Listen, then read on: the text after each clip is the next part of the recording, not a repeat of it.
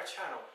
This tutorial will be about how to cook a nice, clean, healthy eating apple crumble. Now the idea behind this is to produce a nice pudding that not only tastes good, it also does you good.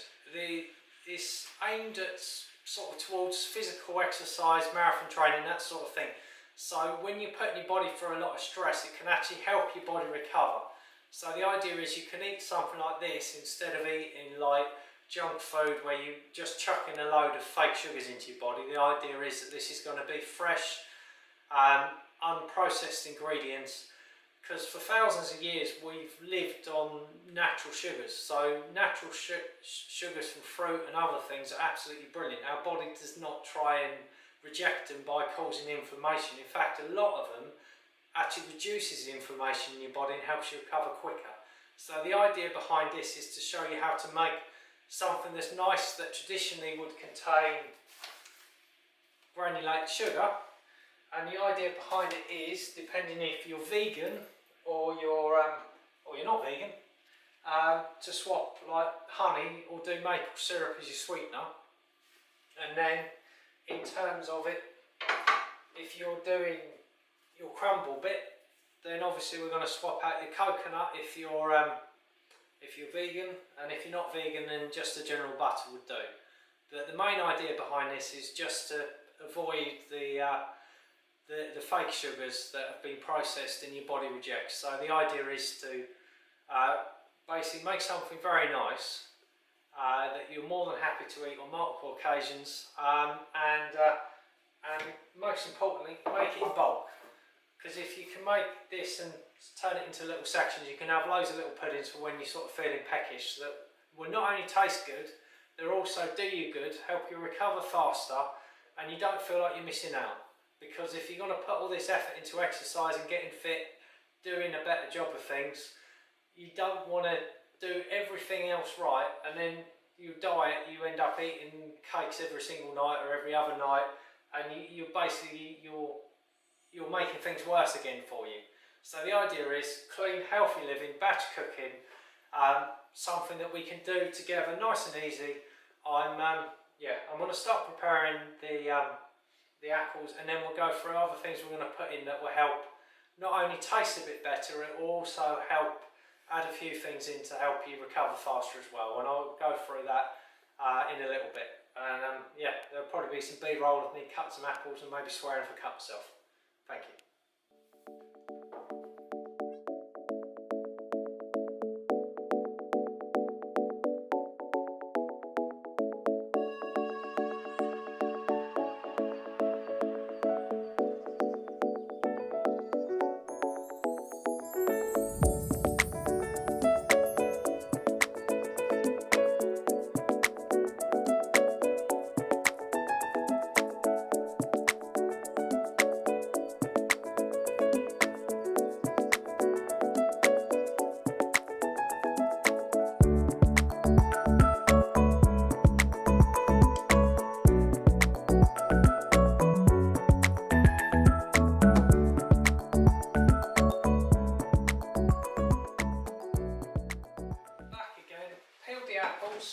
Started sweating them down.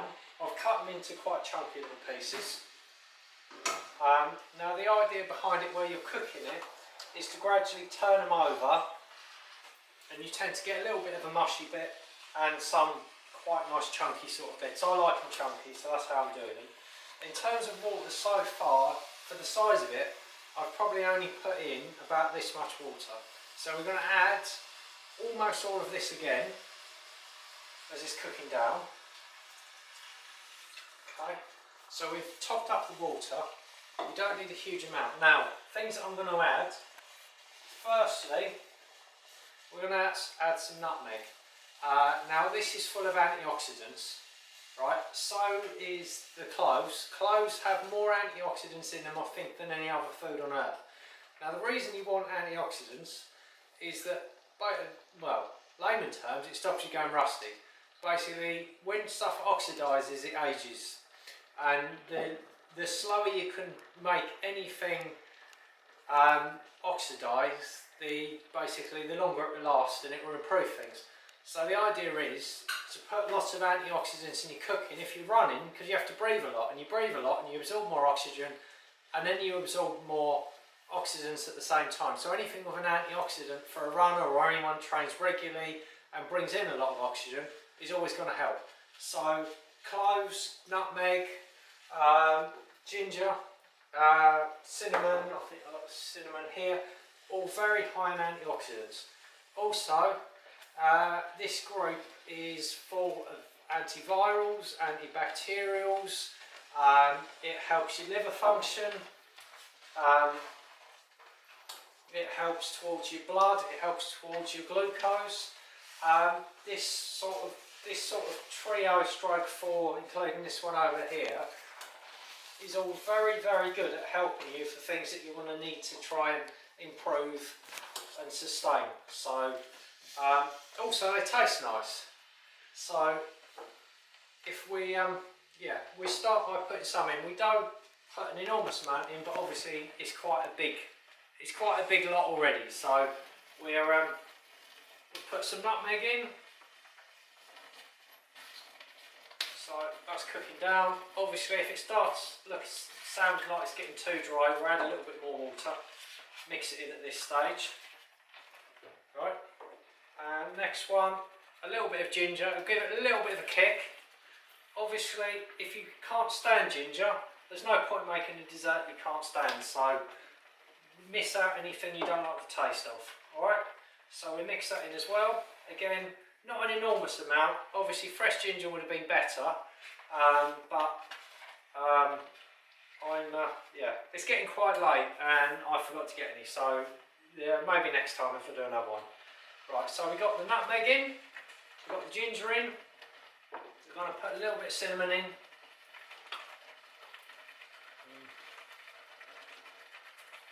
And so we mix the cinnamon in as well. So it's smelling absolutely amazing now. We mix that in. As you can see, it's left a slightly browny sort of layer on top. Now, something that started just at the same time as doing the apples is that we've put a lot of cloves in, because my girlfriend's going to end up, Kelly, is going to end up using these for something else. But at the same time, because picking the cloves out of the apples at some stage so you don't get them stuck in your teeth is a bit of a pain. So if you do them separately and then add a bit of the water into it, you're getting the benefits of the cloves without having to go through the rigmarole of pulling them all out. So basically at this stage I'm going to wander off and find a spoon, unless my assistant can find me a spoon. The assistant's finding me a spoon. Run! Run! Spoon. Right. So we take a little bit of the water.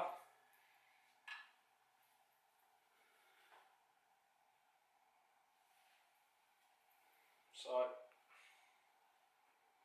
that's one spoonful straight in, and I'm just going to take another spoonful.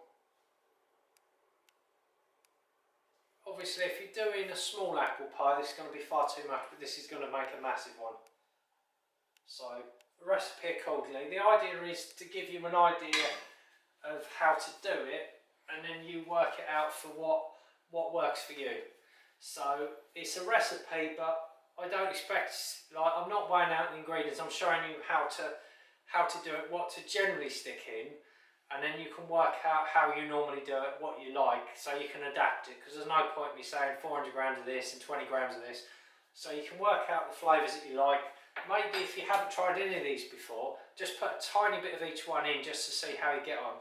And obviously if you've got allergies or you're allergic to stuff and you're not sure, maybe seek medical advice before you suddenly start sticking a load of new stuff into your diet if there's certain things you're worried about. So anyway, moving on, back to the crumble. So we've got the apples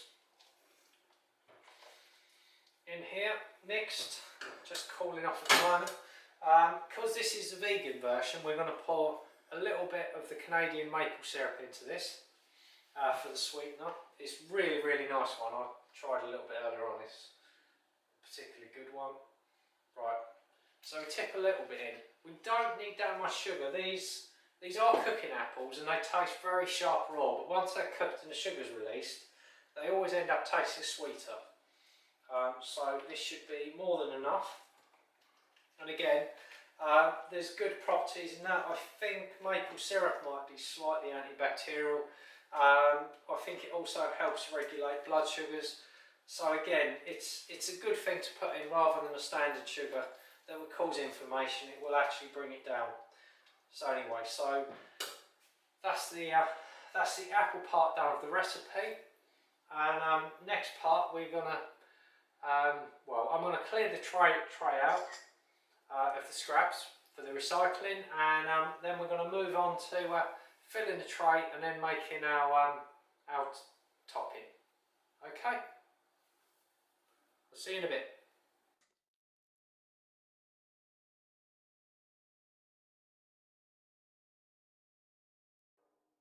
Just a side note, quick bit of information about antioxidants. One of the main reasons I want to put antioxidants into this is apples contain basically no antioxidants. Now the main reason to know if a food contains antioxidants, main reason, that doesn't sound right. Well, anyway, just to show you, here's one I've broken up earlier on. As you can see, it's started to brown already, like a rusty colour, and I said to you, it's like antioxidants is what stops you going rusty. So if you cut through something and all of a sudden it starts to stain, that shows that it's oxidizing. So if you take, for example, something that's high in antioxidants like a blueberry, you cut through a blueberry, it doesn't change colour, it just stays the same. And basically a lot of fruit with the darker sort of inky looking colours running through it are generally high in antioxidants. But if in doubt, if you're not sure if something contains antioxidants from a fruit or vegetable, if you cut through it and it suddenly browns, then you know it's low in antioxidants. Just a quick little tip for you there.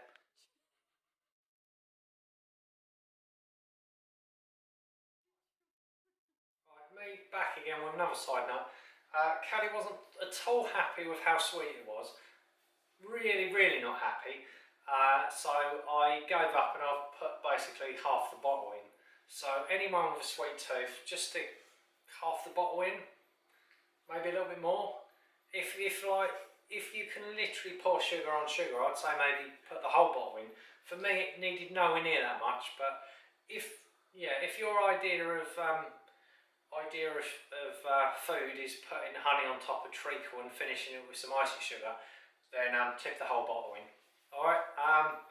Anyway, now you can watch me pour this into this.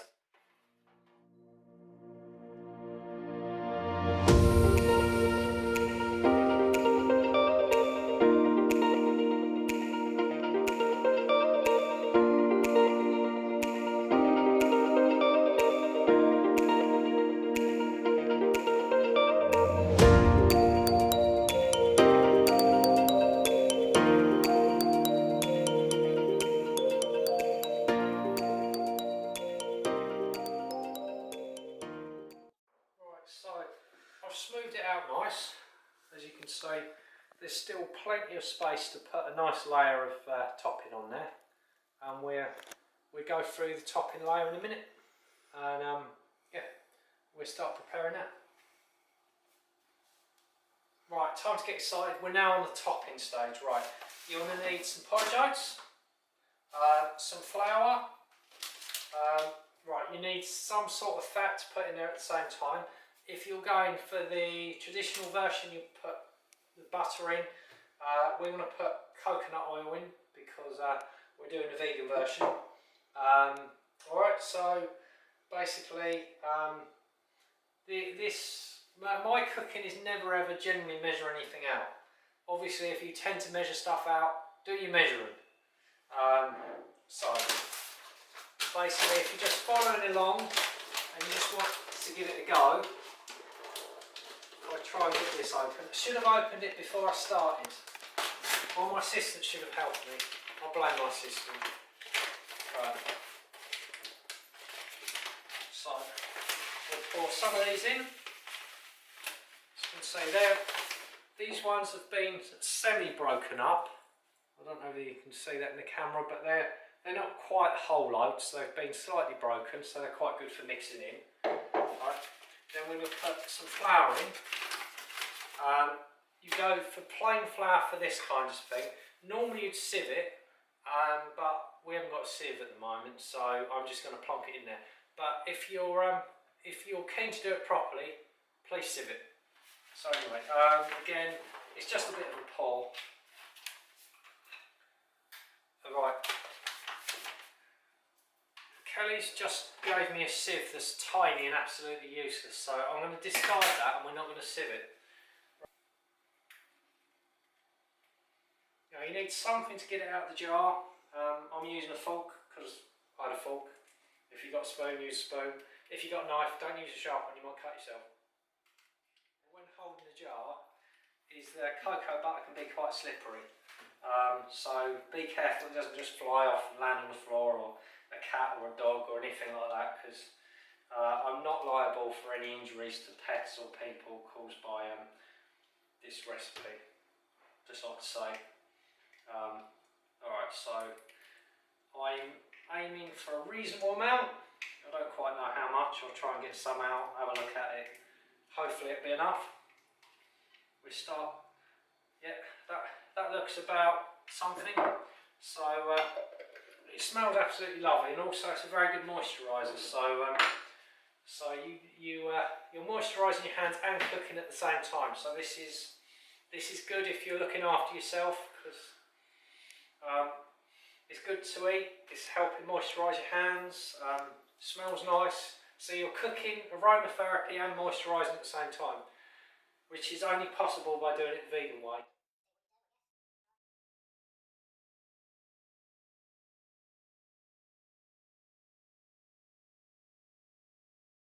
Add some more oats, because the oats make it crunchy, and I quite like the crunchiness, so we're going to add a few more oats. That might be too many, but I'm just going to stick them in for now and squeeze them and see. We might have to put a little bit more flour in, and maybe the rest of the coconut oil. Ooh, spilling it on the floor.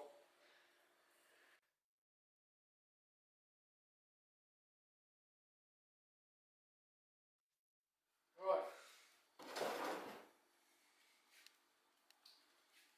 Tip in a crumble.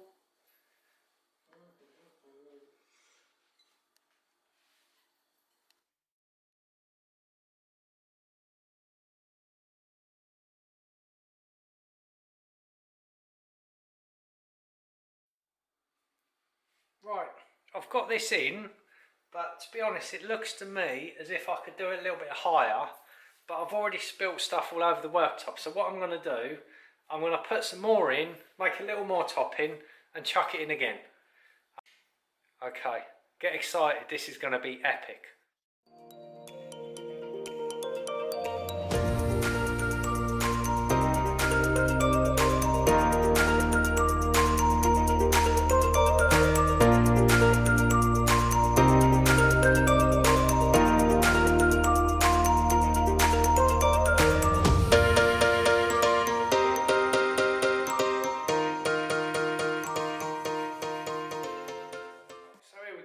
We're going to tip it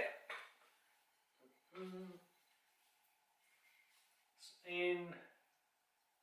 Brilliant, that was amazing, wasn't it? Right, so it's in here. Right, it smells absolutely lovely. It smells quite coconutty. There's a lot going on,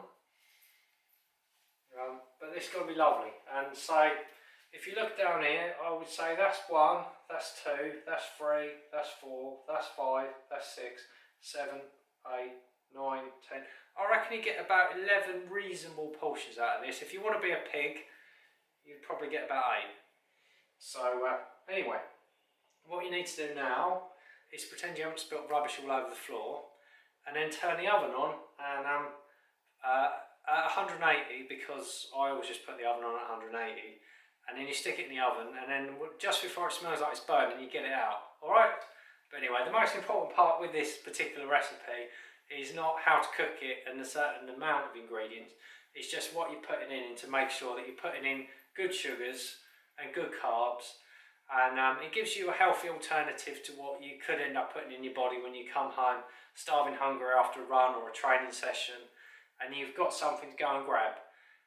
Anyway, we're going to put it in the oven, and then we'll get it out of the oven, and I'll do a taste test, and even if it tastes awful, I'm going to pretend it's lovely. I'm sure it tastes lovely. Right, hello and welcome back. Right, I've got it out of the oven. It's cooling down a little bit. It took about 35 minutes in the end. So I'm just going to take a little corner out, do a little taste test. Still quite crumbly. It's got to be a loose though. Right.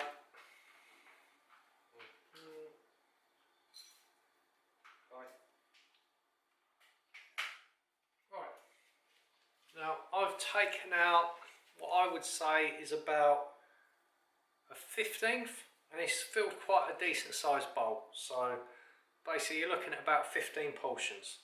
Alright. Another thing with the healthiness of it, just looking up guidelines, what I've done in the past, I've used rapeseed oil, and it turns out rapeseed oil is a hell of a lot more healthy than coconut, which happens to be almost as unhealthy as you can possibly put in. So anyway, basically if you make this yourself, I would switch out to rapeseed oil because I think I'd probably prefer the taste. But Kelly's a big fan of coconut, and I thought I'll give coconut a go. And to be honest, I'm probably happier doing rapeseed oil. So make it even healthier. Don't do exactly what I do. Stick some rapeseed oil in instead, and that should make it a bit healthier. Anyway, I'm going to get a spoon. I'm going to give it a quick taste, see what I think, and I'll wander off out of camera shot, and you'll see me in a second eating. Right, so I'll give it a quick taste, report back.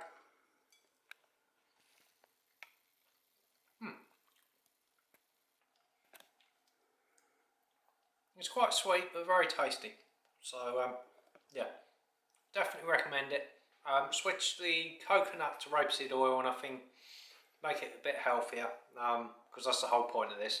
But anyway, tastes good, nice and healthy, good alternative to keep you going and hopefully keep you feeling good.